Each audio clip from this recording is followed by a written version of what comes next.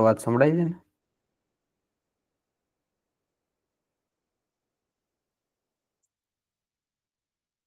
એ તો આપણે 2 મિનિટમાં શરૂ કરીએ, બધા જોઈન થઈ જાય એટલે.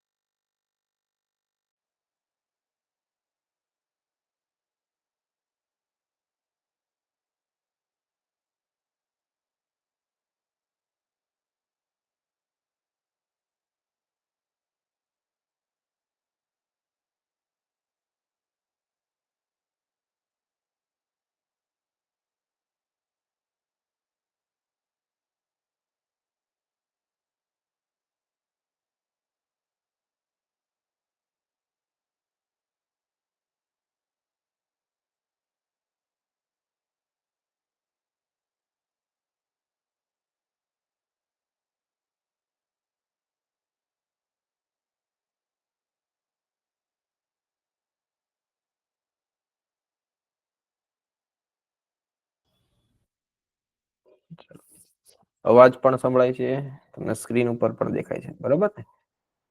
તો આપણે ગયા લેક્ચરમાં એટલે ગઈકાલે આપણે જોયું હતું, ભણ્યા હતા આપણે મોલ, બરાબર? એમાં 3 પદ્ધતિ જોઈ હતી. પેલું કયું હતું તો કે દળ એટલે કે માસ ઉપરથી મેળવ્યું હતું. બીજી પદ્ધતિ કઈ હતી તો કે અણુ પરમાણુ ઉપરથી મેળવ્યું, બરાબર? અને આપણે એને પ્રેક્ટિસ કરી હતી કે તમને દળ આપવામાં આવે, દળ ઉપરથી મોલ મેળવશું, બરાબર? એટલે કેવી રીતે આપણે જોયું હતું, માનો કે તમને W ગ્રામ જેટલું દળ આપવામાં આવે તો પેલા આપણે શું મેળવતા હતા? મોલ, દળના છેદમાં અણુભાર, બરાબર? જો મોલ મળી જાય પછી એમાંથી શું મેળવતા હતા? અણુ, કેપિટલ N એટલે અણુ. અણુ એટલે કે મોલ ગુણ્યા એવોગ્રેડો આંક. એવોગ્રેડો આંકની કિંમત હતી 6.022 ગુણ્યા 1023. પછી અણુ ઉપરથી આપણે શું મેળવતા હતા? પરમાણુ.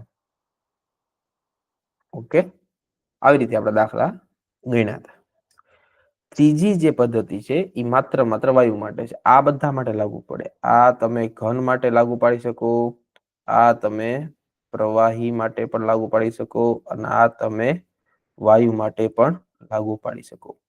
પરંતુ જે ત્રીજી પદ્ધતિ છે માત્ર કોના માટે લાગુ પડે છે તો કે વાયુ અવસ્થા માટે લાગુ પડે. આ ખાસ યાદ રાખજો, આ પદ્ધતિ માત્ર વાયુ અવસ્થાને લાગુ પડે. ઓકે, ઈ પદ્ધતિ શરૂ કરી પેલા આપણે જે લાસ્ટ લેક્ચરમાં જે દાખલા ગણ્યા હતા એમાંથી એક જે છે પ્રશ્ન એની આપણે પ્રેક્ટિસ કરી, બરાબર? એ આપણે જોયું હતું, મેં તમને અલગ અલગ આપ્યા હતા. ચલો, બધા બુક ને પેન લઈને બેઠા હશો તો એક પ્રશ્ન લખીએ આપણે. 12.8 ગ્રામ સલ્ફર ડાયોક્સાઇડ વાયુ, યાદ છે ને? હા, તો પેલા શું કામ કરવાનું તમારે? સલ્ફર ડાયોક્સાઇડ, સલ્ફર એટલે ડાયોક્સાઇડ એટલે ડાય એટલે બે ઓક્સિજન, SO2. અને અણુભાર આપણે મેળવી 1 સલ્ફર 2 ઓક્સિજન. સલ્ફર નો થાય 32, ઓક્સિજન નો થાય 16. 32 32 64 થયો એનો અણુભાર, બરાબર? એટલે કે મોલેક્યુલર વેઇટ. પેલું કામ શું કરવાનું હતું આપણે તો કે મોલ મેળવવાના હતા. મોલ એટલે સ્મોલ n, વજનના છેદમાં દળના છેદમાં અણુભાર. દળ કેટલો આપ્યો છે? 12.8 ગ્રામ. અણુભાર કેટલો મળ્યો? 64. પોઈન્ટ હટાવો, નીચે 0. 64 દુ 128, 2/10, 0.2 મળી ગયા મોલ, બરાબર? મોલ મળી ગયા. ઓકે, હવે આમાંથી અલગ અલગ પ્રશ્ન, પેટા પ્રશ્ન પૂછે. પેલો પ્રશ્ન, અણુ જણાવો.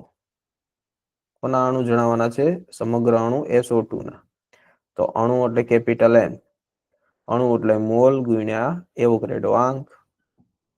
મોલ કેટલા મળ્યા છે ઉપર જોવો તો 0.2 એવોગ્રેડો, બરાબર? આની કિંમત તમે મૂકી દો તો 0.2 ગુણ્યા 6.022 1023. આ તમારો જવાબ. અત્યારે 0.2 એવોગ્રેડો હું રાખું. ચલો, પેલો પ્રશ્નનો જવાબ મળી ગયો, એટલે કે આપણને અણુ મળી ગયા, બરાબર? હવે આપણી પાસે 0.2 ગ્રેડો SO2 ના અણુ છે, તો SO2 આ અણુ એટલા મળ્યા આપણને 0.2 એવોગ્રેડો આંક જેટલા મળ્યા. હવે એમાંથી પ્રશ્ન પૂછાય સલ્ફરના કેટલા પરમાણુ હશે? એમાંથી પ્રશ્ન પૂછાય ઓક્સિજનના કેટલા પરમાણુ હશે? એમાંથી પ્રશ્ન પૂછાય O2 ના કેટલા અણુ હશે? એમાંથી પ્રશ્ન પૂછાય કુલ કેટલા પરમાણુ હશે? આવા બધા પ્રશ્ન પૂછાય. તો એકવાર તમને જો અણુની સંખ્યા મળી જાય, હવે અણુની સંખ્યા ક્યાંથી મળી? તો કે મોલ ઉપરથી. મોલ n મોલ ગુણ્યા એવોગ્રેડો કરો એટલે અણુ મળી ગયા. હવે અણુ પરથી બધું મળી જાય. ચલો તો આપણી પાસે અણુ કોનો છે? SO2. એક SO2 માં કેટલા સલ્ફર? તો કે એક SO2 માં એક સલ્ફર. તો જેટલા અણુ હશે એટલા સલ્ફર પરમાણુ હશે. તો જેટલા હોય એટલા વડે ગુણવાના. તો 0.2 એવોગ્રેડો જેટલા SO2 હોય તો એની અંદર એટલા જ સલ્ફર પરમાણુ હશે. તો પેલો જવાબ મળી ગયો. હવે જો આમાં ઓક્સિજન, તો એક SO2 માં કેટલા ઓક્સિજન? 2 ઓક્સિજન. એક SO2 માં કેટલા? 2 ઓક્સિજન. SO2 કેટલા છે? તો કે 0.2 એવોગ્રેડો. આમાં કેટલા?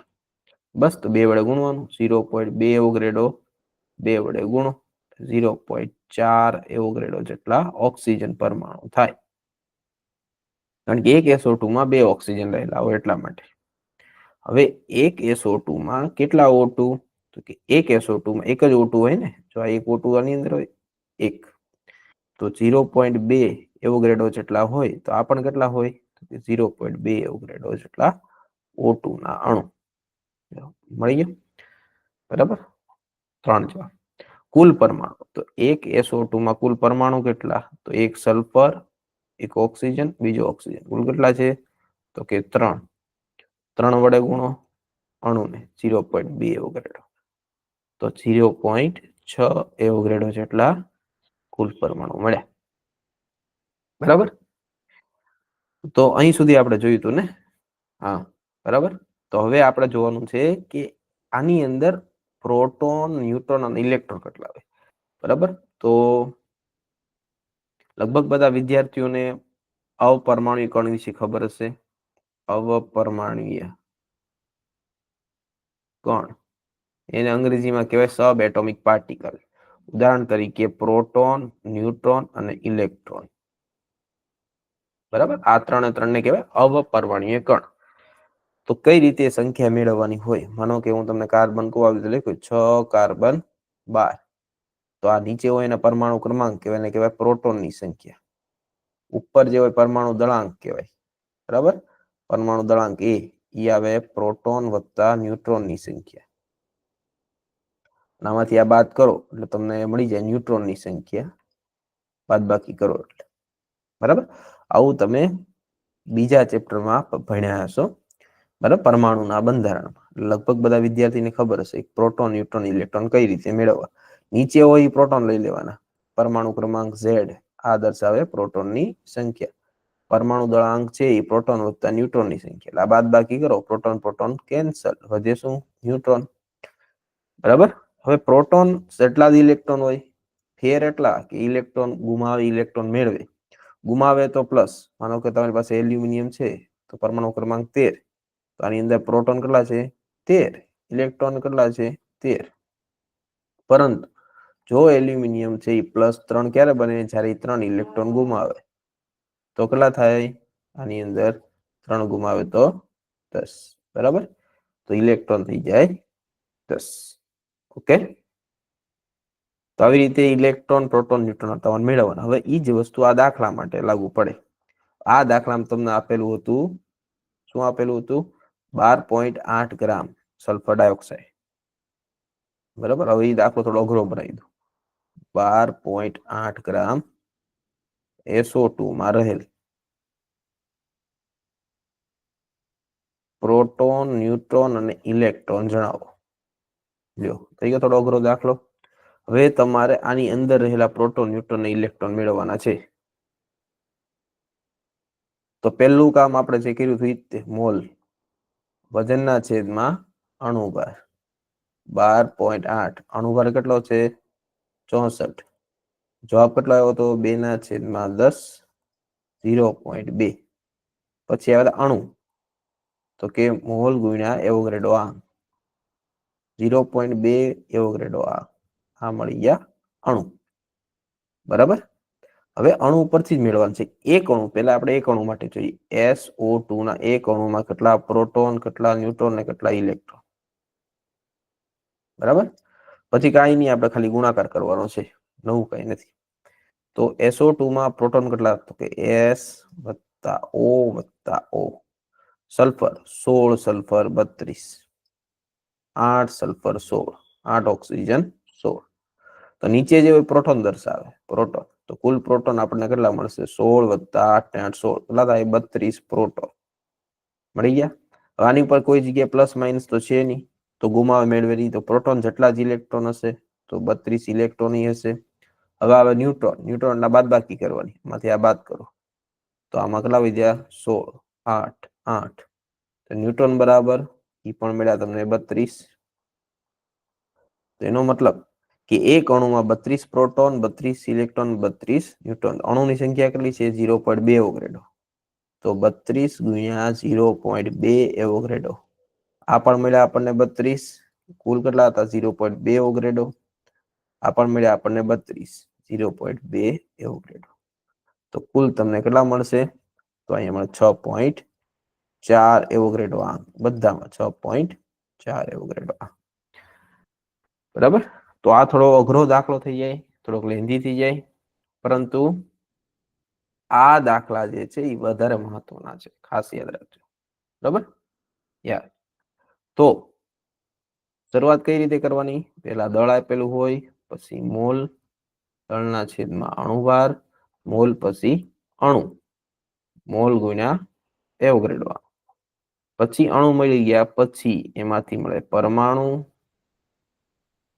પછી મળે તમને એમાં પ્રોટોન, ન્યુટ્રોન, ઇલેક્ટ્રોન. બરાબર. અલગ અલગ પરમાણુ, પ્રોટોન, ન્યુટ્રોન, ઇલેક્ટ્રોન. તો આવી રીતે તમારે આ ક્રમમાં દાખલાને આગળ વધારવાનો છે, યાદ રાખજો. બરાબર. તો હવે આપણે બીજું ઉદાહરણ લઈએ, અને સેમ આ જ પ્રોસેસ થી, પણ આ વખતે હું નીટનો PYQ તમને મૂકું તમારી સામે. નીટના PYQ માં જે પ્રશ્ન પૂછાણેલો હતો. બરાબર. બધા ટ્રાય કરો, તમારી પાસે બુક ને પેન તો છે જ તે. ચલો લખો પ્રશ્ન. 4.25 ગ્રામ એમોનિયા વાયુ. એમોનિયા એટલે NH3. બરાબર. હવે એને પ્રશ્ન સાવ સિમ્પલ પૂછ્યો તો કે પરમાણુ કેટલા, પણ હું તો એમ કહું બધું આમ આપણે મેળવીએ. શું શું મેળવવાનું છે? પહેલા તો મોલ, બીજું અણુ, ત્રીજું નાઇટ્રોજન પરમાણુ, પરમાણુ એટલે એટમ, ચોથું હાઇડ્રોજન પરમાણુ, પાંચમું કુલ પરમાણુ,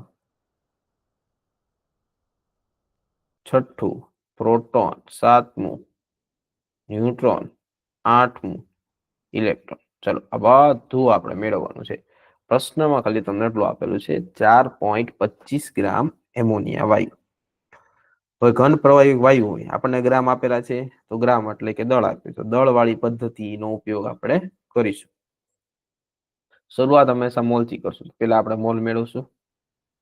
બરાબર. પ્રશ્ન તમારી સામે છે, તમારી પાસે બુક ને પેન છે, તો બધાએ ગણવાનું છે ફરજિયાત. ચલો લખો 4.25 ગ્રામ. હવે પેલા અણુભાર મેળવીએ એમોનિયાનો, તો કે NH3. નાઇટ્રોજનનો કેટલો છે? તો કે 14. હાઇડ્રોજનનો 1/3 થશે 17 યુનિફાઈ માસ. અણુભાર મળી ગયો. પેલું મેળવીએ મોલ, વજનના છેદમાં અણુભાર. વજન છે 4.25, અણુભાર છે 17. કરો ભાગાકાર.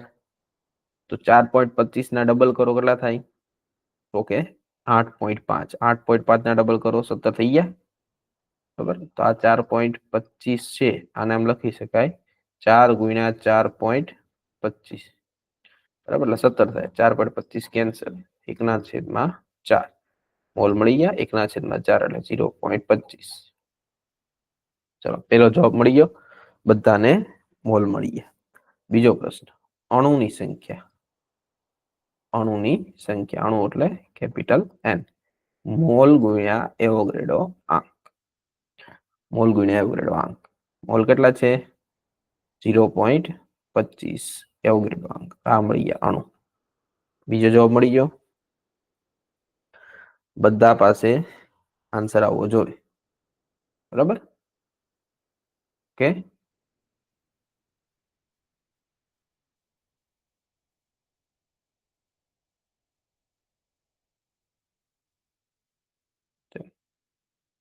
ત્રીજો પ્રશ્ન. હવે આપણી પાસે અણુ મળ્યા, કેટલા મળ્યા? 0.25 એવોગાડ્રો. તો અહીંયા આપણે એમોનિયાના અણુની સંખ્યા 0.25 એવોગાડ્રો. હા, હવે ભાગ પાડવાના. પ્રશ્ન પહેલો છે નાઇટ્રોજન પરમાણુ, બીજો પ્રશ્ન છે હાઇડ્રોજન પરમાણુ, ત્રીજો પ્રશ્ન છે કુલ પરમાણુ, પછી છે પ્રોટોન, ન્યુટ્રોન અને ઇલેક્ટ્રોન. બસ આટલા પ્રશ્ન છે પૂછેલા. તો મને એમ કહો કે એક NH3 માં કેટલા નાઇટ્રોજન? તો કે એક. તો આપણી પાસે કેટલા છે? 0.25 એવોગાડ્રો. તો એમાં કેટલા હશે? તો કે 0.25 એવોગાડ્રો જેટલા નાઇટ્રોજન પરમાણુ હોય. બીજો જવાબ. હાઇડ્રોજનમાં અલગ છે. NH3 નો એક અણુ લ્યો તેમાં તો હાઇડ્રોજન કેટલા આવે? 3 હાઇડ્રોજન આવે. કેટલા આવે? 3. તો એક એમોનિયામાં 3 હાઇડ્રોજન. તો તમારી પાસે કેટલા છે? 0.25 એવોગાડ્રો. અહીં કેટલા આવશે? એના ગુણ્યા 3 કરી નાખો, બરાબર? તો મળશે અહીંયા 3 ગુણ્યા 0.25 એવોગાડ્રો, એટલે કે 3/4 એવોગાડ્રો જેટલા હાઇડ્રોજન પરમાણુ મળે. કુલ પરમાણુ. તો મને એમ કહો એક એમોનિયાના અણુમાં કુલ પરમાણુ કેટલા? 1 + 3 = 4 પરમાણુ. આપણી પાસે કેટલા છે? 0.25 એવોગાડ્રો. એમાં કેટલા પરમાણુ? 0.25 એટલે 1/4. તો શું આવે? 4 ગુણ્યા 1/4 એવોગાડ્રો. કેન્સલ થઈ ગયો. આન્સર આવે એવોગાડ્રો આંક જેટલા કુલ પરમાણુ હોય, બરાબર? હવે આવે પ્રોટોન, ન્યુટ્રોન અને ઇલેક્ટ્રોન. અહીંયા સુધી તો ચલો આપણે પ્રેક્ટિસ કરી હતી ને લાસ્ટ લેક્ચરમાં. હવે પ્રોટોન, ન્યુટ્રોન, ઇલેક્ટ્રોન કે મેળવવાનો, તો એમોનિયા માટે આપણે ગણતરી કરવી પડશે. એમોનિયા એટલે NH3, નાઇટ્રોજન વત્તા હાઇડ્રોજન વત્તા હાઇડ્રોજન વત્તા હાઇડ્રોજન. અહીંયા હોય 7, અહીંયા આવશે 14. 1H1 1H1 1H1, બરાબર? હવે આની ઉપર કોઈ પ્લસ માઇનસ નથી, એટલે કે પ્રોટોન હશે એટલા જ ઇલેક્ટ્રોન હશે, બરાબર? તો સરવાળો કરો. 7 1 8 1 9 1 10, કેટલા ત્યાં? 10 પ્રોટોન એટલા જ ઇલેક્ટ્રોન. ન્યુટ્રોન આમાંથી બાદ કરવાના, તો કેટલા આવશે? 7 0 0 0, એટલે કે 7 ન્યુટ્રોન તમને મળે, બરાબર? તો અણુ આપણી પાસે કેટલા હતા? તો કે 0.25 એવોગાડ્રો જેટલા. તો પ્રોટોન, ઇલેક્ટ્રોન, ન્યુટ્રોન આપણે જો મેળવવું હોય, બરાબર? તો પ્રોટોન મેળવવું હોય તો પ્રોટોનમાં કેટલા વડે ગુણવાનું? 10. 10 ગુણ્યા 0.25 એવોગાડ્રો, એટલે કે 2.5 એવોગાડ્રો જેટલા તમને મળશે પ્રોટોન. સેમ વસ્તુ 10 ગુણ્યા 0.25 એવોગાડ્રો, 2.5 એવોગાડ્રો જેટલા મળશે ઇલેક્ટ્રોન. ન્યુટ્રોનમાં કેટલા છે? 7 જ છે ને, તો અહીંયા તમારે 7 વડે ગુણો, 0.25 એવોગાડ્રો મળશે ન્યુટ્રોન, બરાબર? તો આવી રીતે તમારે પ્રોટોન, ન્યુટ્રોન મેળવવાના છે. ઓકે, તો બધાને જવાબ મળવો જોઈએ. 0.25 નો મતલબ શું લખવાનો? તમારે 1/4 ચોથો ભાગ, બરાબર? એટલે તમારો જવાબ 7/4 એવોગાડ્રો આનો જે જવાબ છે. ગણાઈ ગયો બધાનો દાખલો? દાખલો છે ને એક ગણવાનો, પણ વ્યવસ્થિત લાંબો પહેલે જ છે. પછી હવે તમને હું એમોનિયાની જગ્યાએ કાર્બન ડાયોક્સાઇડ આપી દઉં, CO2, માનો કે યુરિયા આપી દઉં, ગ્લુકોઝ આપી દઉં, કોઈ બી આપીએ કે ને, કોઈ બી આપે, તમને આવડવું જોઈએ. મેથડ શું છે? પહેલા મોલ, પછી અણુ, પછી અણુમાં પરમાણુ પ્રોટોન, ન્યુટ્રોન, ઇલેક્ટ્રોન જે કે એટલા વડે ગુણવાના. એક અણુમાં કેટલા છે ગોતી લેવાના. જેમ કે આપણે એક અણુમાં એમોનિયમ ગોતી લીધા, એટલા વડે આપણે ગુણવાના હતા. ઓકે, ચલો લખાઈ ગયું બધાને? આગળ વધીએ આપણે. આ છે ને નીટમાં પૂછાયેલો પ્રશ્ન છે. આવા પ્રશ્ન જ પૂછાય, ખાસ યાદ રાખજો. થોડું થોડું લેવલ વધારતા જાવ ને, નાના નાના આપતો તો અત્યાર સુધી થોડુંક મોટું આપણે લઈએ. તો લખો બીજો પ્રશ્ન. ચલો બધાએ ટ્રાય કરવાની છે. 3.42 ગ્રામ ખાંડ. ખાંડ ખાંડ એટલે શું થાય? સુક્રોઝ. સુક્રોઝ આપવામાં આવે.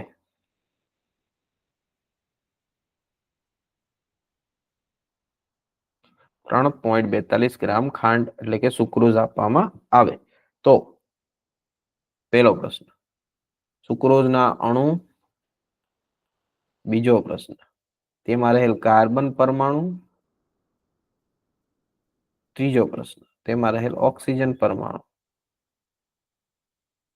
ચોથો પ્રશ્ન તેમાં રહેલ હાઇડ્રોજન પરમાણુ. બરાબર, જણાવો.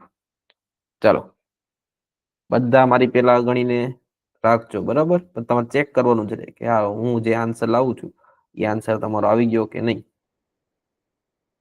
આ જેઈમાં પ્રશ્ન આવેલો, નીટમાં આવ્યો. જેઈમાં થોડોક વધારે આપે, લેન્ધી આપે ગણિત એમ. પેલા તો સુક્રોઝ કેવાય કોને? સૌ પ્રથમ તો શરૂ ત્યાંથી થશે. ખાંડ કોને કહેવાય? તો બધાને પેલા અણુસૂત્ર આવડવા જોઈએ, ગ્લુકોઝ અને સુક્રોઝ. ગ્લુકોઝ નું અણુસૂત્ર શું છે? ગ્લુકોઝ નું કોને આવડે છે? C6H12O6, 6, 12 અને 6.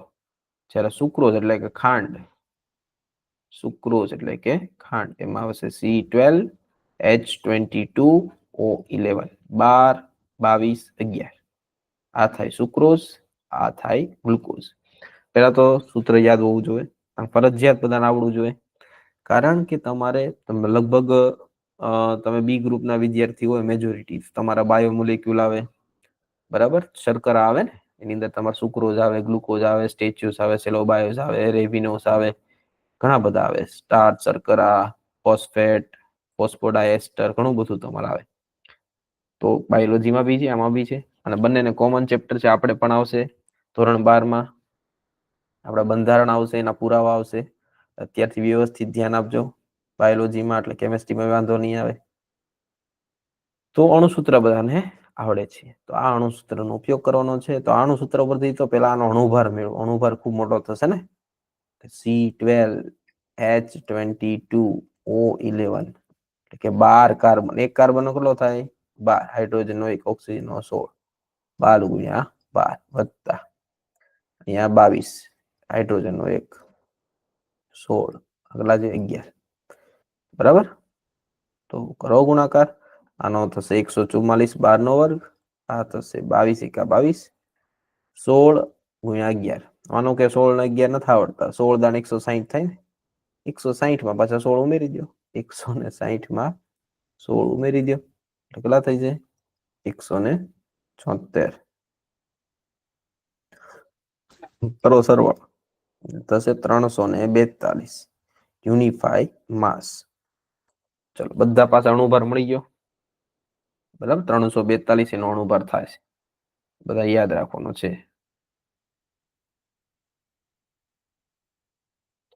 ઓકે, હવે વજન આપેલું જો. વજન માહિતી તમને ખબર પડી જાય કે તગડો, ચોગડો અને બગડો. અહીં તગડો, ચોગડો અને બગડો થઈ ગયું ને. એવી રીતે જ આપે પ્રશ્ન જે કેન્સલ થઈ જાય, કારણ કે કેલ્ક્યુલેટર તો લઈ જવા દે નહીં તમને. દાખલો શરૂ કરીએ આપણે. તો તમને દળ આપવામાં આવેલું છે. કેટલું આપ્યું છે? 3.42 ગ્રામ. તમને અણુભાર મળ્યો છે 342 ગ્રામ. તો મોલ બરાબર દળના છેદમાં અણુભાર. બરાબર, દળ છે 3.42. કેટલો થશે? 342. પોઈન્ટ હટાવો તો પોઈન્ટ પછી કેટલા આંકડા? 2. 342 કેન્સલ. 0.08. મેં કીધું ને જેટલી ઘાત માઇનસમાં આવે એટલા 0 આગળ લગાડવાના. એટલે કે આને કહેવાય 10 ની માઇનસ કેટલા છે આગળ 0 2 -2 ઘાત. મોલ મળી ગયા? આ મળી ગયા મોલ. આ તો પેલો પ્રશ્ન. હવે એ ખરેખર તો અણુ મેળવવાનો. અણુ એટલે કેપિટલ N. મોલ ગુણ્યા એવોગ્રેડો આંક. મોલ કેટલા મળ્યા? 0.01 એટલે 10 ની -2 ઘાત. એવોગ્રેડો આંક બરાબર 6 ગુણ્યા 10 ની 23 ઘાત ગુણ્યા 10 ની -2 ઘાત. એટલે આન્સર આવ્યો 6 ગુણ્યા 10 ની 21 ઘાત. લ્યો એટલા અણુ મળ્યા. બધા પાસે અણુની સંખ્યા હોવી જોઈએ. સૌ પ્રથમ મોલ મેળવો, મોલ ઉપરથી અણુ મળી ગયા. હવે આપણે આગળ વધીએ. જો અણુ મળ્યા છે 6 ગુણ્યા 10 ની 21 ઘાત. આપણી પાસે અણુ કોનો છે તો કે ખાંડનો C12O11. હવે પેલો પ્રશ્ન છે કાર્બનના પરમાણુ. પરમાણુ એટલે એટમ. પરમાણુ એટલે થાય એટમ. હાઇડ્રોજન પરમાણુ એટલે કે હાઇડ્રોજન એટમ. પરમાણુ બોમ્બ એટલે એટમ બોમ્બ. યાદ છે ને? એની પરથી શબ્દ છે એટમ. ઓક્સિજન પરમાણુ ઓક્સિજન એટમ. બરાબર એટમ્સ લખાય કારણ કે એ બહુવચન છે. ઓકે. તો પેલો પ્રશ્ન શું છે કાર્બન કેટલા? તો મને કહો એક સુક્રોઝના અણુમાં કેટલા કાર્બન પરમાણુ છે? 12. 12 વડે ગુણવાનું. 12 અણુ કેટલા મળ્યા હતા? તો 6 ગુણ્યા 10 ની 21 ઘાત. 12 6 72 ગુણ્યા 10 ની 21 ઘાત કાર્બન પરમાણુ મળી ગયા. પેલો પ્રશ્ન સોલ્વ. હાઇડ્રોજન કેટલા છે અહીંયા? 22. 22 ગુણ્યા 6 10 ની 21 ઘાત અણુ ગુણ્યા 22. બરાબર તો કેટલા થશે? ગુણાકાર કરો. બરાબર તો આ મળી ગયા તમને હાઇડ્રોજન પરમાણુ. ઓકે. એવી રીતે ઓક્સિજન. ઓક્સિજન કેટલા છે તો કે 11. 11 ગુણ્યા 6 10 ની 21 ઘાત. બરાબર જે ગુણાકાર થાય 11 ચોક 66 10 ની 21 ઘાત. આ મળી ગયા ઓક્સિજન પરમાણુ. જો દાખલો પૂરો. ઓક્સિજન, હાઇડ્રોજન અને કાર્બન. પેલા મોલ, મોલ પછી અણુ, અણુ પછી એક પરમાણુ મેળવવાના છે બધાય. મળી ગયા. આગળ વધી હવે. હજી એક પીવાયક્યુ આપણે સોલ્વ કરીએ. આ પીવાયક્યુ આઈઆઈટી અને એઆઈ પીએમટી જેને તમે શું નામ આપો છો અત્યારે? નીટ તરીકે ઓળખો છો. નીટમાં પૂછાયેલો છે. આઈઆઈટી નું નામ છે JEE એડવાન્સ. આઈઆઈટીમાં જવું હોય ને તો એડવાન્સ દેવી પડે. તો ઈ એક્ઝામમાં આ પ્રશ્ન આવેલો છે. એટલે સામાન્ય કરતા પ્રશ્ન કેવો હશે? અઘરો. બરાબર એટલે સ્ટાર કરીને યાદ રાખજો. આવા બધા પ્રશ્ન હોય ને સમજો વ્યવસ્થિત. ચલો લખો રકમ. 4.2 ગ્રામ N ઉપર -3. આને શું કહેવાય? તો આને કહેવાય નાઇટ્રાઇડ. અને શું કહેવાય? Nitride ion. બરાબર એક નમૂનો લેવામાં આવે. નમૂનો એટલે સેમ્પલ. તો તેમાં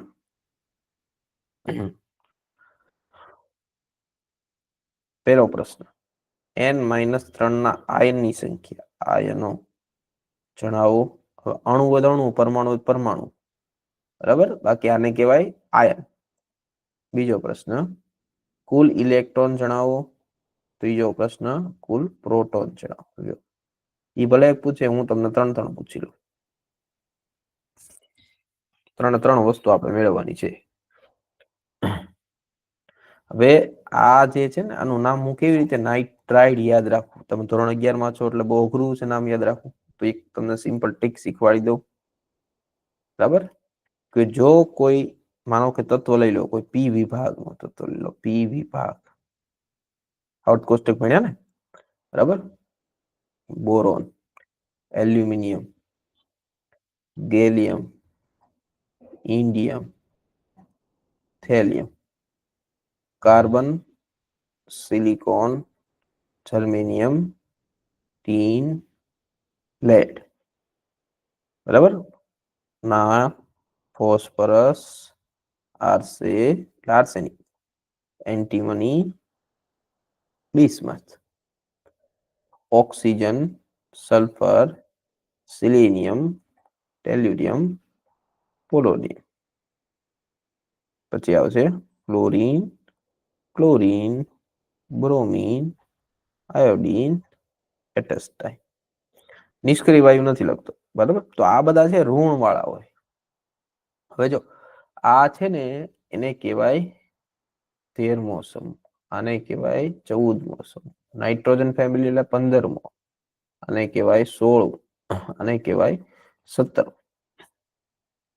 એટલે તમારે ઊભી લાઈન યાદ રાખવાની. બરાબર. બોએગેઇથે અથવા તમે બેંગન, આલુ, ગાજર, ઈન, થેલા જેમ તમને યાદ રહે. હવે આજ પછી યાદ રાખજો, આવર્ત કોષ્ટક તમે આડી લાઈન બોલતા ને હાઇડ્રોજન, હિલિયમ, લિથિયમ એમ નહીં બોલવાની. હાઈલી બેબોકાના ઓપન એવું નહીં બોલવાનું.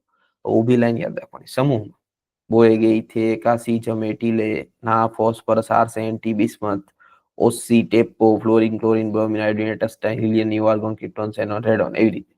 એનું કારણ છે તમે આવર્ત કોષ્ટક ભણો એટલે ખબર પડે કે એક જ સમૂહ ના હોય એટલે બધાના ગુણધર્મ સમાન હોય. એટલે કે 13મો સમૂહ હોય તો બધા છેલ્લી કક્ષા એટલે કે સંયોજકતામાં 3 ઇલેક્ટ્રોન હોય. તો આ બધા +3 અથવા -3 બને. આ +4 -4 બને. આ +5 અથવા -3 બને. બરાબર. તો આ જે છે એ -1 વીજભાર ધરાવે, -2 વીજભાર ધરાવે. બરાબર. આ -3 વીજભાર ધરાવે. ઓકે. તો આમાંથી તમે માઇનસ વીજભાર વાળા પોતે જ આયન બનાવો. બરાબર. જેમ તો એ પાછળ લાગે ને એને કહેવાય પ્રત્યય, આગળ લાગે ને કહેવાય પૂર્વક. બરાબર. પૂર્વક.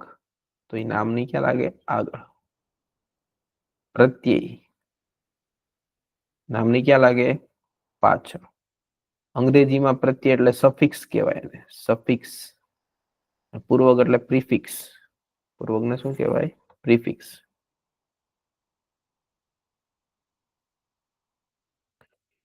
આગળ લાગે પૂર્વક, પાછળ લાગે પ્રત્યય. તો અહીંયા સફિક્સ એટલે પ્રત્યય લગાડવાનું છે. કયો લાગશે? તો પોતે ઋણ આયન ધરાવે તો એમાં લાગશે આઈડ. બરાબર. Eyed. Eyed.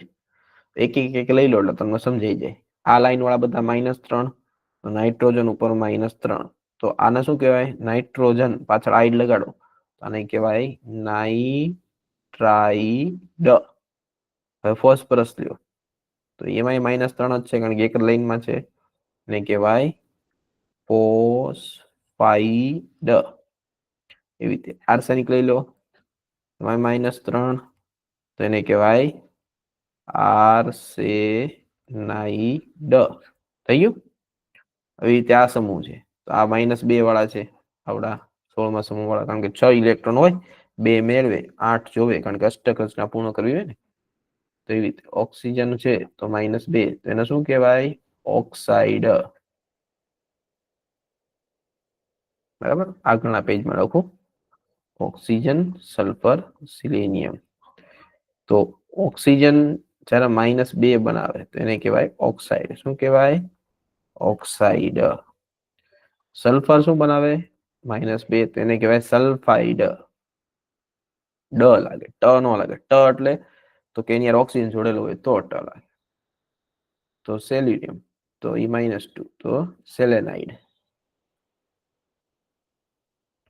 Eyed. Eyed. Eyed લાગે. હવે સમજાણું ને? Oxide, sulphide, selenide. બરાબર. ઓકે. હવે આગળ વધીએ આપણે. એ જ વસ્તુ 17મા સમૂહ માટે. Fluorine, chlorine, bromine, iodine. તો આ 17મો સમૂહ 7 ઇલેક્ટ્રોન એક મેળવે, બધા -1 બનશે. બસ તમે આઈડ લગાડો તો આને કહેવાય ફ્લોરાઈડ. આને શું કહેવાય? Cl, ખાલી Cl- હોય તો ઓક્સિજન નથી. એને કહેવાય ક્લોરાઇડ. આને કહેવાય બ્રોમાઇડ. આને કહેવાય આયોડાઇડ. આઈડ આઈડ આઈડ એમ લાગે પોતે સમજી લો એની ઉપર -20 ભાર હોય. ત્યારે એની પર શું લાગે? આઈડ. આવડી ગયા બધાને? બરાબર, તો લખી નાખજો તમે બધા.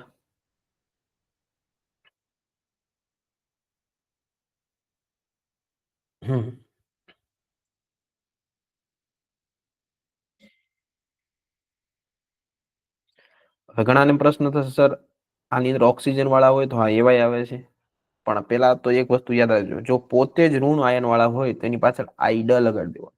Chloride, bromide, sulphide, oxide, selenide, fluoride, બરાબર, નાઇટ્રાઇડ, કોઈ બી ફોસ્ફાઇડ, તો ખાલી ફોસ્ફરસ હોય પણ એની પર વીજભાર હોય માઇનસ.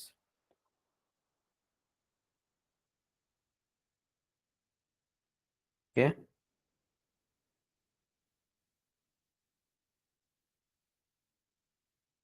ચલો, આ સિવાય પણ હોય, એટલે એવું નહીં ખાલી એટલા જ છે. તમે માનો કે ખાલી નાઇટ્રોજન લો તો નાઇટ્રોજન વાળા ઓક્સિજન વાળા ઋણ આયનો NO2 માઇનસ, NO3 માઇનસ, બરાબર. એવી રીતે સલ્ફર વાળા હોય SO3 માઇનસ 2, SO4 માઇનસ 2, બરાબર. એવી રીતે અલગ અલગ હોય. તો આમાં પાછા ટ લાગે, નાઇટ્રાઇટ, નાઇટ્રેટ, સલ્ફાઇટ, સલ્ફેટ, બરાબર, આમાં ટ લાગે. પણ આ આગળ આપણે ભણશું, પેલા અત્યારે તમને આ શીખવાના છે. એટલા માટે કારણ કે આપણો દાખલો ગણવાનો છે. આમાંથી કયો આવ્યો દાખલો? નાઇટ્રોજન વાળો, નાઇટ્રાઇડ, એટલે એનું નામ છે નાઇટ્રાઇડ. નાઇટ્રાઇડ હવે સમજાણું ને? જે તમે 11મા ધોરણમાં છો, પાયો પાકો કરો. નાઇટ્રાઇડ આયન કોને કહેવાય? નાઇટ્રાઇટ કોને કહેવાય? નાઇટ્રેટ કોને કહેવાય? N-3 અને કહેવાય નાઇટ્રાઇડ. NO2 માઇનસ અને કહેવાય નાઇટ્રાઇટ. NO3 માઇનસ આને કહેવાય નાઇટ્રેટ. ત્રણ તમારા આયન આવે, નાઇટ્રાઇડ, નાઇટ્રાઇટ, નાઇટ્રેટ. બરાબર. હવે તમે 9મા ધોરણમાં અષ્ટકનો નિયમ ભણ્યા, ઇલેક્ટ્રોન રચના, હે? તો પેલા આયન ગોતી લઈએ, પછી આપણે દાખલો ગણીએ. બરાબર. તમને આપેલું છે 4.2 ગ્રામ નાઇટ્રાઇડ આયન. ચલો, પેલા તો મોલ મેળવશું, દળના છેદમાં અણુ. આયન હોય તો પણ ચાલે. 4.2 અણુભાર કેટલો નાઇટ્રોજન નો? તો કે 7 14 14 થાય. અહીંયા આવશે 14. પોઈન્ટ હટાવો, 42 ના છેદમાં 14, 10, 14 તેરી 42, આવશે 0.3 મોલ મળી ગયા. બીજો આયન, અણુ નહીં બોલવાનું, અહીંયા શું આવે? આયન, કારણ કે આ એક આયન છે. આ N-3 માઇનસ પ્લસ એને આયન કહેવાય. તટસ્થ હોય તો અણુ બોલશું, આયનો. અણુ જ મેળવવાનો છે, મેળવવાના અણુ જ છે. મોલ ગુણ્યા એવોગાડ્રો. મોલ કેટલા છે? 0.3 એવોગાડ્રો આંક, એટલે 6 ગુણ્યા 10⁻23 મળી ગયા આયનની સંખ્યા. તો પહેલો જવાબ બધા પાસે મળી ગયો, 0.3 એવોગાડ્રો આંક મળી ગયો ને. બીજો પ્રશ્ન છે પ્રોટોન અને ઇલેક્ટ્રોન. અણુ મળી ગયા. હવે એક નાઇટ્રાઇડ આયનમાં N-3 આયનમાં કેટલા પ્રોટોન હોય, કેટલા ન્યુટ્રોન હોય, કેટલા ઇલેક્ટ્રોન હોય, આ મેળવીએ. તો અહીંયા 7, અહીંયા 14. પ્રોટોન કેટલા છે? 7. ન્યુટ્રોન કેટલા છે? બાદબાકી કરો, 7. ઇલેક્ટ્રોન કેટલા છે? તો તટસ્થમાં 7 હોય, ખાલી નાઇટ્રોજન હોય ને તેમાં કેટલા હોય? 7. પણ આને શું કર્યું હોય? 3 ઇલેક્ટ્રોન મેળવ્યા હોય, બન્યું હોય -3. આમાં હોય 10 ઇલેક્ટ્રોન. કેટલા હોય? 3 ઉમેરાણા હોય ને. તમે ક્લોરીન ની વાત કરો તો એક ઇલેક્ટ્રોન સ્વીકારે, શું બને? Cl-, એમ. સોડિયમમાં ઊંધું હોય, સોડિયમ શું કરે? ગુમાવે, તો એની ઉપર પ્લસ થાય, એક ઇલેક્ટ્રોન. જે મેળવે તો માઇનસ, જે ગુમાવે તો સોડિયમ પ્લસ. આ તો યાદ છે ને બધાને? તો નાઇટ્રોજન ઉપર -3 ક્યારે આવ્યા? જ્યારે 3 ઇલેક્ટ્રોન મેળવ્યા. એની પાસે 7, 7 વત્તા 3 હવે કેટલા થઈ ગયા? 10 ઇલેક્ટ્રોન આવશે. 10 વડે ગુણવાનું, તો અણુ ગુણ્યા 10, બરાબર. ઓલા અણુ ગુણ્યા 7, તો પ્રોટોન કે ન્यूट्रॉन બરાબર 7 ગુણ્યા આયન ની સંખ્યા આયન તો કેટલા હતા 0.3 એવોગાડ્રો તો કેટલા થાય 7 તેરી 21 2.1 એવોગાડ્રો પ્રોટોન ને ન્यूट्रॉन મળી ગયા ઈ સમાન હશે. હવે પ્રશ્ન હતો ઇલેક્ટ્રોન, એમાં 10 વડે ગુણવાનું, 10 ગુણ્યા આયન ની સંખ્યા, આયન આપણને કેટલા મળ્યા હતા 0.3 એવોગાડ્રો ગુણો 10 ને પોઈન્ટ કેન્સલ 3 એવોગાડ્રો લ્યો આ તમારો આન્સર. આઈઆઈટી વાળો ક્વેશ્ચન પણ સોલ્વ થઈ ગયો. કે બરાબર ને? લગભગ બધા સ્ટુડન્ટ છે એને આન્સર આવી ગયો હશે. આવી રીતે આપણે સોલ્વ કરતા રહેવાના છે. પ્રેક્ટિસ આ ચેપ્ટરમાં પ્રેક્ટિસ જ મહત્વનું છે, સૌથી વધારે તમારે પ્રેક્ટિસ કરવાની છે.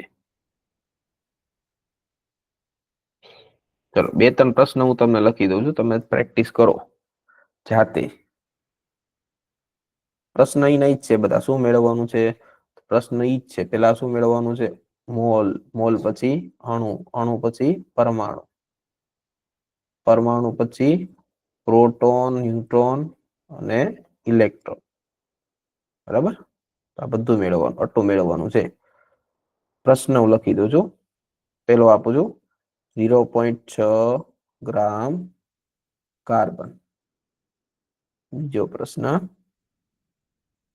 4 ગ્રામ હાઇડ્રોજન. હવે આ કાર્બનમાં શું લખવાનું તમારે? તો કે 6 કાર્બન 12, 1 હાઇડ્રોજન 1. ત્રીજો પ્રશ્ન 2 ગ્રામ હિલિયમ. ચોથો પ્રશ્ન 4 ગ્રામ. ચલો કોઈ નહીં, એટલા લખો તમે 3. બરાબર? પ્રેક્ટિસ કરવાની છે આ 3 પ્રશ્નની. અત્યારે લખી રાખો, પછી જયારે તમે ફ્રી પડો ત્યારે ગણજો. અત્યારે ખાલી રકમ લખી નાખો. બરાબર? હજી હું 2-3 તમને JEE ના અને AIEEE ના PYQ ગણાવું, પછી આપણે આગળ વધીએ. PYQ નો મતલબ જૂના વર્ષમાં પૂછાયેલા પ્રશ્ન. PYQ શોર્ટ ફોર્મ છે પ્રીવિયસ યર ક્વેશ્ચન નું. PYQ પ્રીવિયસ યર ક્વેશ્ચન, જે નીટ અને જેઈ માં આટલા પાછળના વર્ષોમાં પૂછાણા હોય એને કહેવાય PYQ. બરાબર? ચલો તો જેઈ નો PYQ લખો, જેનું નામ પેલા તો AIEEE. ચલો પ્રશ્ન શું હતો? ક્વેશ્ચન હું લખું છું 1.8 ગ્રામ પાણી, પાણીમાં રહેલ ઇલેક્ટ્રોનની સંખ્યા જણાવો.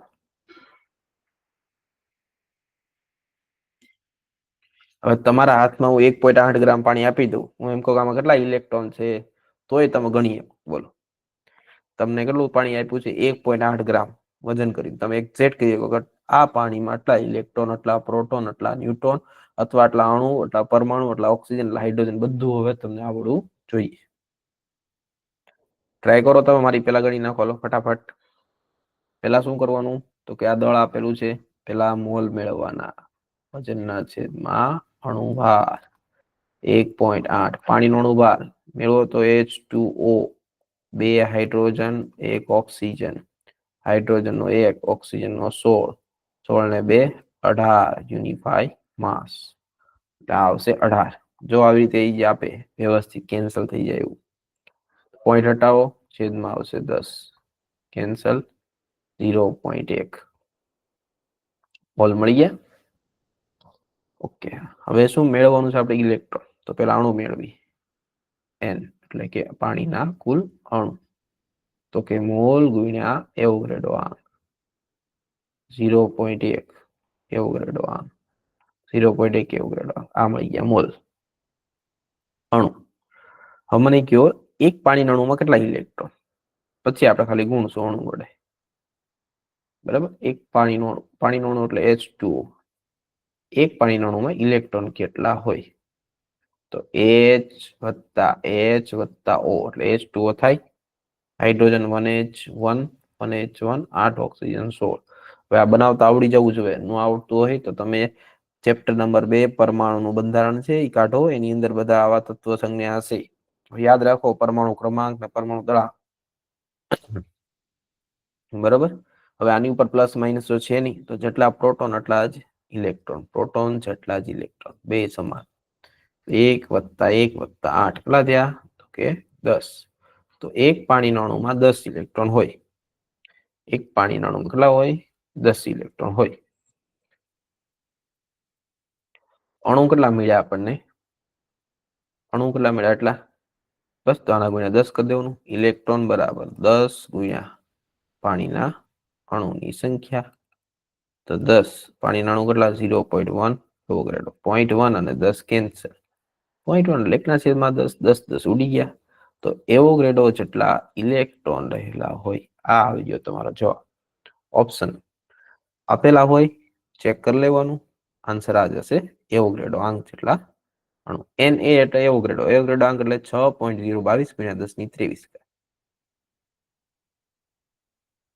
બરાબર ને? ચલો, ભણાઈ ગયું બધાને? આનાથી વધારે લેવલ વધારવું છે. થોડી થોડી પ્રેક્ટિસ કરતા જશો એટલે તમને કોન્ફિડન્સ આવતો જશે. એમ કોન્ફિડન્સ વધે, કેલ્ક્યુલેટર નો વાપરતા હો. જો એકવાર ટેવ પડી ગઈ પછી નહીં જાય. ભલે બોર્ડમાં તમ તારે વાપરવું, ગુજસેટમાં વાપરવાનું, પણ નીટ અને JEE ની એક્ઝામમાં કેલ્ક્યુલેટર આપવા ત્યાં નથી. દાખલા આવી રીતે હું તમારી સામે ગણું છું, કેલ્ક્યુલેટરની જરૂર પડતી લગભગ નથી. તમારે કોઈ નહીં પડતી. આવા જ દાખલા પૂછાઈ ગયેલા તો હું સોલ્વ કરાવું. તમને ખબર પડે આવા પૂછાય છે. મતલબ કે નીટ JEE એટલું બધું અઘરું નથી. 12મા વાળા ભલે જે કે તમે વ્યવસ્થિત ભણશો એટલે તમને ઈઝી લાગશે. ઓકે, ચાલો હવે એકવાર ફરીવાર બીજો PYQ છે IIT નો.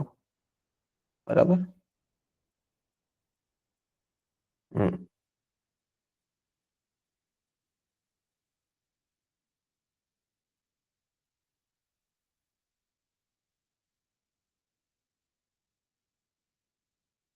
લખો પ્રશ્ન.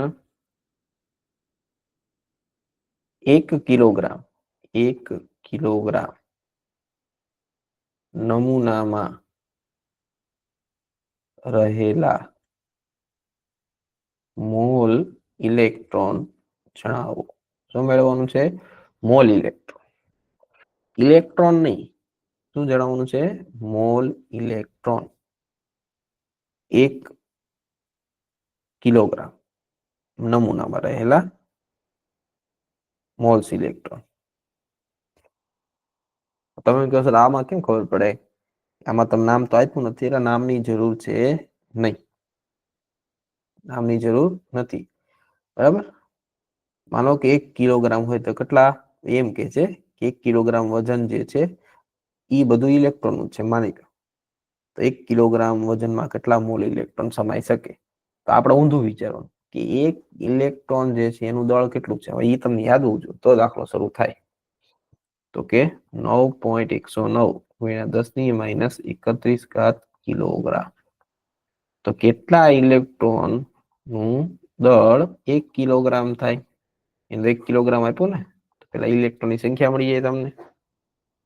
બસ 83 મૂકો તો આ ઉપર જશે, આમ જશે તો આવશે 1/9.1 10⁻31. બરાબર. તો આ મળી ગયું તમારી પાસે ઇલેક્ટ્રોનની સંખ્યા. હવે તમને ઇલેક્ટ્રોન નથી માંગ્યા, શું માંગ્યા? Mall electron. તો આના મોલ ઇલેક્ટ્રોન ફેરવવું હોય તો તમારે ભાગ્યા શું કરવું પડે? એવોગાડ્રો આંક. આમાં તમારે ભાગ્યા એવોગાડ્રો આંક કરવાનો. 1/0.1 × 10⁻31. બરાબર. ભાગ્યા એવોગાડ્રો આંક એટલે 6 × 10⁻23. લ્યો આ સોલ્વ કરો. આ તમારો આન્સર.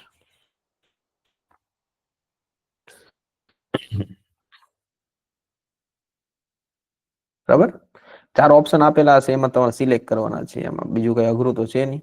-31 ઉપર જાય એટલે +31 થઈ જાય. બરાબર. હવે 31 માંથી 23 બાદ કરો એટલે કેટલા વધે? 10⁸. 1/9.1 × 6 તો છે જ તે 6 ના 9.1. બરાબર. અને 10⁸. આને ભાગી નાખો જે જવાબ આવે એપ્રોક્સિમેટલી 4 ઓપ્શન માંથી એક તમારો આન્સર હશે.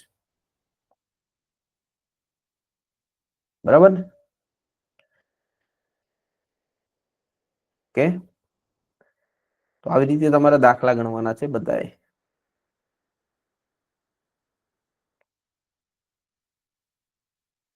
ઓકે, તો ત્રીજી મેથડ ઉપર આપણે આગળ વધીએ. પેલી બે ભણ્યા આપણે. પેલું હતું દળ ઉપરથી મેળવતા હતા મોલ. બીજી તો કે અણુ પરમાણુ ઉપરથી મેળવતા હતા મોલ. ત્રીજી આવે છે ઈ કદ ઉપરથી. કદ એટલે અંગ્રેજીમાં એને કહેવાય વોલ્યુમ. વોલ્યુમ એટલે કે વી ઉપરથી મોલ મેળવવાના. પણ આ બંને મેથડ ઘન માટે લાગુ પડી શકે, પ્રવાહી માટે લાગુ પડી શકે, વાયુ માટે લાગુ પડી શકે, આયન માટે લાગુ પડી શકે, બધા માટે. પરંતુ આ મેથડ માત્ર ને માત્ર વાયુ માટે જ લાગુ પાડી શકાય છે. માત્ર ને માત્ર ઘન કે પ્રવાહી માટે આ મેથડ લાગુ પાડી શકાતી નથી. આ ખાસ નોટિસ કરજો. એટલે આપણે છેલ્લે રાખી છે ગમે ત્યાં તમે આ કદ વાળી મેથડ લગાડી શકતા નથી. એટલે કે મોલ મેળવવાના જ છે, જેમ આપણે પેલા મેળવ્યા એમ. બરાબર? તો એક શબ્દ આવે, એનું નામ છે એસટીપી. એસ એટલે સ્ટાન્ડર્ડ ટેમ્પરેચર પ્રેશર, અને કહેવાય સ્ટાન્ડર્ડ. ટી એટલે ટેમ્પરેચર, અને પી એટલે પ્રેશર. બરાબર?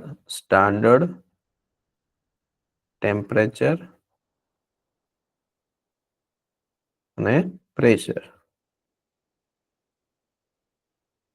એટલે આનું શોર્ટ ફોર્મ એસટીપી. બરાબર? બીજું આવે એનટીપી, અને કહેવાય normal temperature pressure. Normal temperature અને પ્રેશર, એટલે કે એનટીપી. કોઈ પણ વાયુ તમે લ્યો, કોઈ પણ વાયુ, એ સલ્ફર ડાયોક્સાઇડ હોય, એ ઓઝોન હોય, એ ઓક્સિજન હોય, એ નાઇટ્રોજન હોય કે હિલિયમ હોય, કોઈ પણ વાયુ તમે લ્યો, કન્ડિશન કઈ રાખી તમે? એસટીપી અથવા એનટીપી. હવે આ કન્ડિશન વિશે તમને જો ખ્યાલ હોય, બરાબર, એસટીપી કોને કહેવાય? તો કે એક વાતાવરણ દબાણે જે આદર્શ પરિસ્થિતિ રહેલી હોય, એક બાર ના એક વાતાવરણ, બાકી બધું સરખું છે. બરાબર? તો એનટીપી અથવા એસટીપી એટલે કે ટેમ્પરેચર કેવું રાખવાનું તમારા અહીંયા? તો કે 0 ડિગ્રી. 0 ડિગ્રી એક વાતાવરણ દબાણે જે કન્ડિશન મળે એને એસટીપી કહેવાય. 0 ડિગ્રી તમને એક બાર જે મળે એનટીપી કહેવાય. બરાબર? એટલે એનટીપી એસટીપી કન્ડિશન આ વાયુ માટે લાગુ પડે. કોના માટે? વાયુ માટે. કારણ કે વાયુ જેમ તાપમાન બદલાય ને એમ કદ બદલે. તાપમાન વધારો, વાયુનું કદ પ્રસરણ થાય. તાપમાન ઘટાડો, સંકોચન પામે, વાયુ કદ બદલાય છે, દબાણ બદલાય, એટલા માટે લાગુ પાડવામાં આવે. હવે આ ત્રીજી પદ્ધતિ છે એ માત્ર કોના માટે છે? વાયુ માટે. કોઈ પણ વાયુ લો તમે, બરાબર, કન્ડિશન કઈ છે? તો કે એસટીપી કન્ડિશન અથવા એનટીપી. તમને કહેવામાં આવશે, આનું ટેન્શન નહીં લેવા. બરાબર? તો કોઈ પણ વાયુ લો તમે, 1 મોલ વાયુ, એસટીપી કે એનટીપી લ્યો, તો એનું કદ કેટલું હશે? તો કે 22.4 લિટર કદ ધરાવે. બરાબર? જો કોઈ વાયુનું કદ આપવામાં આવે, ધારો કે વાયુનું 20 લિટર કદ તમને આપવામાં આવે, તો એના મોલ તમે મેળવી શકો છો. એટલે યાદ રાખો કે 1 મોલ કોઈ પણ વાયુ હોય, સલ્ફર ડાયોક્સાઇડ 1 મોલ લ્યો, એનું કદ 22.4 લિટર. ઓક્સિજન લ્યો, એનું કદ 22.4. કોઈ પણ વાયુ લ્યો, ઓઝોન લ્યો, 1 મોલ ઓઝોન પણ એસટીપી કન્ડિશન, તો એનું કદ પણ 22.4. ઘણી વાર લીટર ન લખ્યું હોય તો એને ml માં ફેરવે, 22,400 મિલીલીટર, એટલે કે ml. આ પણ ચાલે. તો અહીંયાથી આપણે મોલ મેળવીએ, તો મોલ બરાબર આપેલું કદ લીટરમાં છેદમાં 22.4 લિટર. આ કન્ડિશન છે એસટીપી. અથવા જો ml માં આપવામાં આવે તો મિલીલીટરમાં છેદમાં 22,400 મિલીલીટર. બરાબર ને? ઓકે.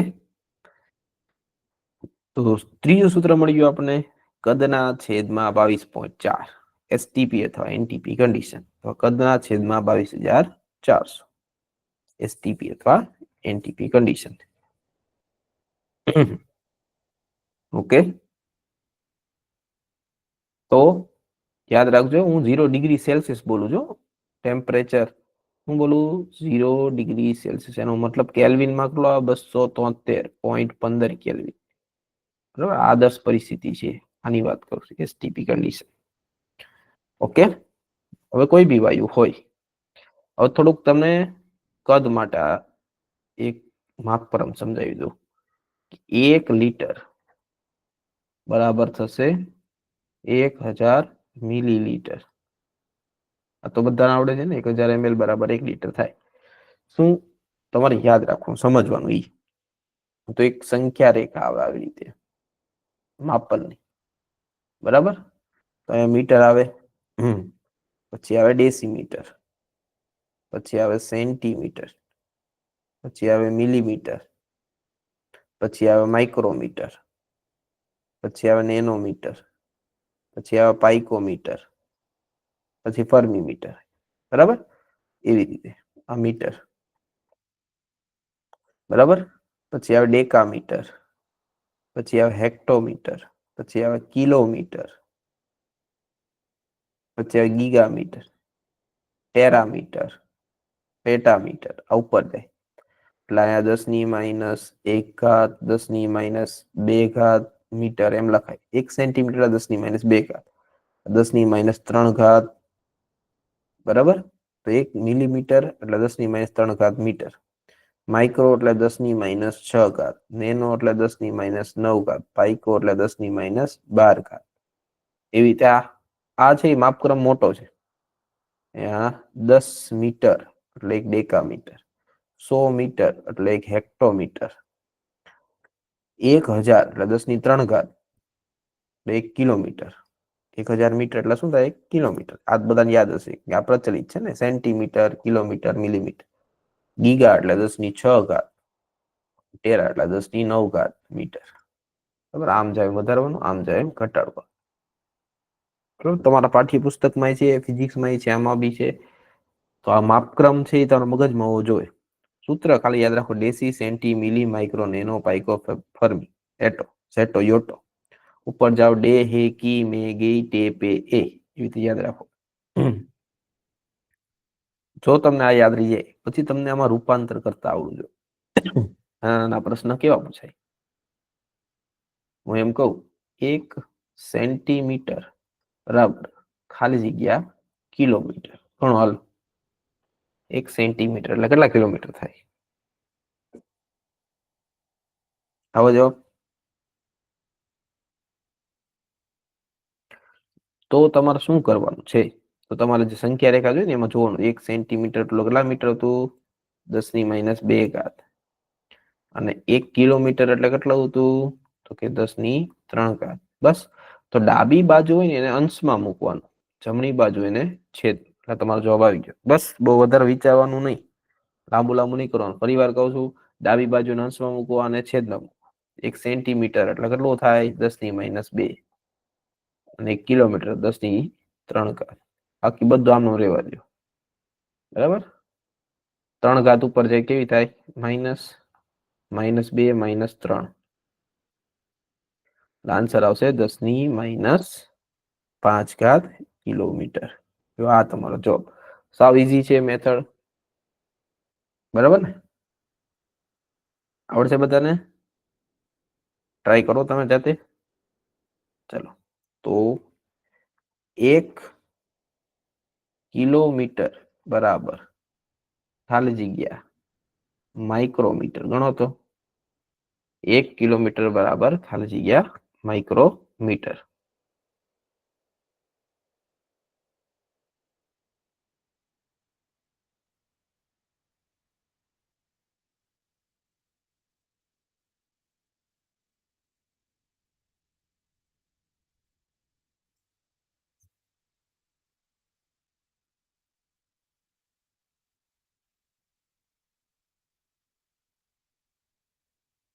ચલો જવાબ આવ્યો.